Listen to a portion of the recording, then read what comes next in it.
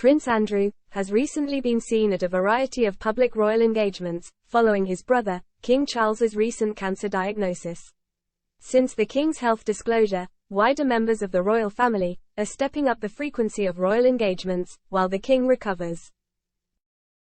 The Duke of York has remained largely out of the spotlight after he stepped down from royal duties and relinquished his HRH title. Prince Andrew: The Epstein Scandal was aired on Newsnight on the BBC in November 2019, and questioned Prince Andrew's relationship with the late convicted paedophile Jeffrey Epstein, and the prince's relationship with Virginia Roberts Giuffre, who alleged he sexually assaulted her. The Duke consistently and vehemently denied the allegations. He reached an out-of-court settlement with Virginia, who had brought a civil case against the prince for sexual assault.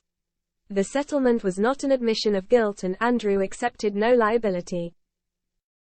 The prince settled the lawsuit for a reported £12 million, a deal that the late Queen Elizabeth reportedly helped fund. From what is known about Andrew's personal wealth, questions were asked about how he could cover a settlement of that size. Staff at the Duke's private bank, Luxembourg's Banque Haveland SA, put his wealth at about £5 million in 2017. No updated figure has been given since. While he was a working royal, Prince Andrew received about £250,000 per year, including the cost of running an office.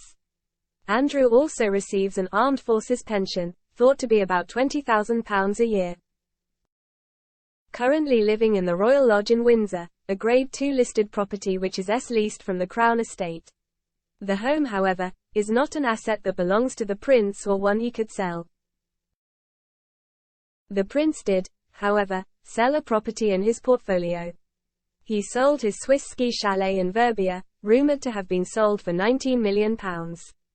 It was a luxury 7-bedroom property that had been on the market since 2020 and came with an indoor pool, sauna and bar.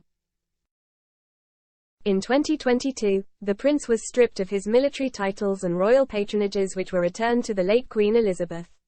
At the time, Buckingham Palace said, with the Queen's approval and agreement, the Duke of York's military affiliations and royal patronages have been returned to the Queen.